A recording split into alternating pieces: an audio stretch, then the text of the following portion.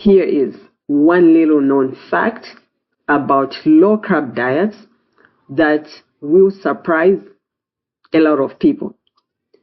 Low-carb diets actually cause and worsen your insulin resistance. I want to talk about a medical test that leaves no doubt low-carb diets actually cause and worsen insulin resistance. I will also explain how to truly reverse, not hide, insulin resistance. On this channel, our goal is to handle diabetes in a way that truly heals the body. We have zero tolerance for low-carb diets because they actually cause and worsen your insulin resistance. And we are going to dive into that in today's video. We also use a free shopping guide for all our daily healing essentials. Just comment "Do It to Heal" to grab your copy. So yes, I get it. Low-carb diets are very, very popular. A lot of people use low-carb diets for blood sugar control and weight loss. However, they do so by actually causing and worsening insulin resistance. And this is despite keeping your blood sugar normal. This one test can show you that low-carb diets actually make your insulin resistance worse, in addition to causing insulin resistance. I'm talking about the glucose tolerance test. Before I dive into that test, let me explain why you can't rely on the regular blood sugar and A1C tests. I agree, these tests are fantastic for your regular blood sugar monitoring on a day-to-day basis, and of course, in the long term. The problem is that they only show you the level of blood sugar. They don't explain the entire stories behind your blood sugar numbers. With insulin resistance, it's a different story altogether. You have to take into account the amount of carbs you eat and the amount of insulin and time your body has to use to bring your blood sugar back down to normal after eating that amount of carbs. I'm going to repeat that. With insulin resistance, it's more than just your blood sugar level. You have to take into account the amount of carbs you eat and the amount of insulin and time your body has to use to bring your blood sugar back to normal after eating that amount of carbs. If you have to use too much insulin and time for a really, really small amount of carbs to keep your blood sugar normal, then that means you are insulin resistant. If you eat, say, a huge amount of carbs, but it only takes a really small amount of insulin and time to keep your blood sugar normal, then you are insulin sensitive, the exact opposite of being insulin resistant. So as you can see, the regular blood sugar and A1C tests don't actually factor the amount of carbs you eat and the insulin and time it takes to keep your blood sugar normal after eating that amount of carbs. And this is where the glucose tolerance test comes in. It's more accurate for assessing your insulin resistance because it tells you the entire story behind your blood sugar numbers. With a glucose tolerance test, you will know exactly how much insulin and time your body is using to process a specific amount of carbs. And that's exactly what you need to assess your insulin resistance with accuracy. The mistake a lot of people make is to assume that normal blood sugar means they are also healing insulin resistance. But that's a terrible misconception that can actually make insulin resistance go undetected. Normal blood sugar doesn't mean your insulin resistance is also healing. You can have normal blood sugar even as your insulin resistance is actually getting worse. And that's exactly what low-carb diets do to your body. You can have normal blood sugar on a low-carb diet. However, low-carb diets actually worsen your insulin resistance. So like I've already mentioned, low-carb diets actually cause and worsen insulin resistance despite keeping your blood sugar normal. And if you use the glucose tolerance test, which is, by the way, more accurate for assessing insulin resistance than your regular blood sugar and A1C tests, you will see clearly that after going low carb, you actually develop insulin resistance.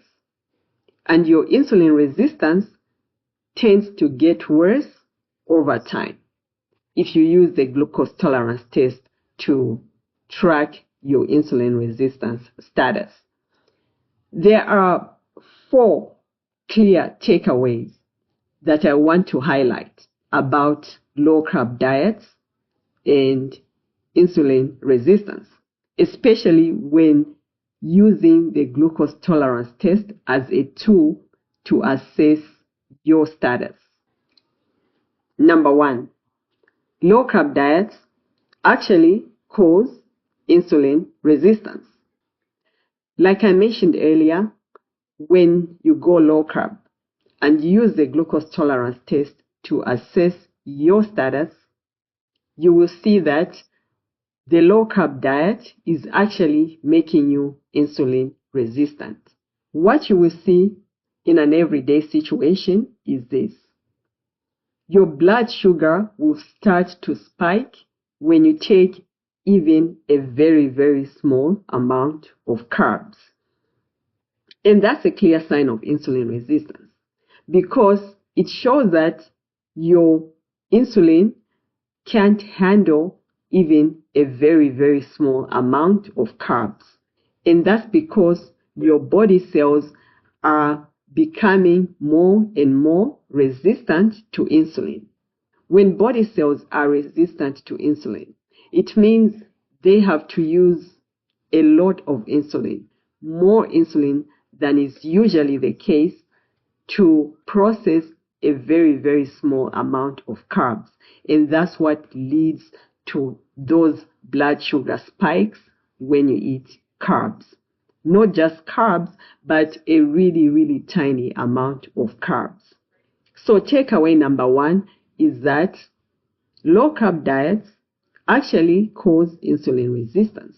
And you can see this in your everyday situation when you eat a very small amount of carbs and your blood sugar spikes.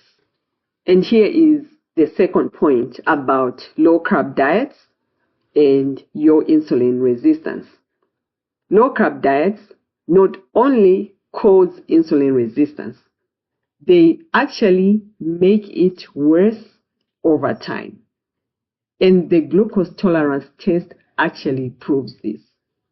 If you use this test to track your insulin resistance, you will see that for as long as you are following a low-carb diet, your insulin resistance only gets worse with time. In an everyday situation, this is what it would look like. You have to keep cutting the amount of carbs you eat just to keep your blood sugar normal. That's a clear sign that your insulin resistance is worsening because your body cells are needing more and more insulin and time to process the same amount of carbs. So if you have to keep cutting the amount of carbs you eat just to keep your blood sugar normal, that's a clear sign your insulin resistance is actually getting worse. Now here is the third takeaway about insulin resistance in low-carb diets. Low-carb diets don't reverse insulin resistance. They hide insulin resistance. They just keep it undetected. Low-carb diets don't reverse your insulin resistance. They manage to keep it undetected. And why do I say low-carb diets actually hide insulin resistance and keep it undetected? Because our focus is on the blood sugar numbers. And remember, I mentioned earlier that the regular blood sugar and A1C tests cannot tell you how insulin resistant or sensitive you are because they are not equipped to assess insulin resistance or rather insulin activity because they just take into account how much sugar is in your bloodstream. They don't tell you the entire story. So you can't use those tests to determine your insulin resistance status. So low-carb diets, in addition to letting insulin resistance go undetected, they actually make it worse too. And you really don't want that. You want a diet that controls your blood sugar by truly healing insulin resistance, not just hide it.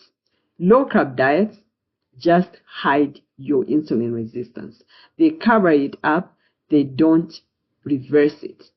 And here is the fourth point I want to talk about. Normal blood sugar doesn't mean your insulin resistance is also being reversed. If you're following a diet and is controlling your blood sugar, it doesn't mean that diet is also healing your insulin resistance. The same diet that controls your blood sugar can actually also cause and worsen your insulin resistance. And that's the lesson we learn from low-carb diets because using the glucose tolerance test, you can see clearly that when you follow a low-carb diet, despite keeping your blood sugar numbers normal, that same diet actually causes and worsens your insulin resistance. So the point here is that you want to make sure as you are controlling your blood sugar, the diet you are following is not just controlling your blood sugar, it's doing so in a way that actually heals your insulin resistance. And the best medical test to help you stay on track with that goal is the glucose tolerance test because it shows you exactly how much insulin and time your body has to use to keep your blood sugar normal after eating a certain amount of carbs. Now, let's talk about 4 things you can do to actually reverse insulin resistance, not just hide it. Number 1, eat unprocessed carbs and skip the processed ones because those are 2 entirely different types of carbs. Unprocessed carbs heal insulin resistance, whereas processed carbs can actually cause and worsen your insulin resistance.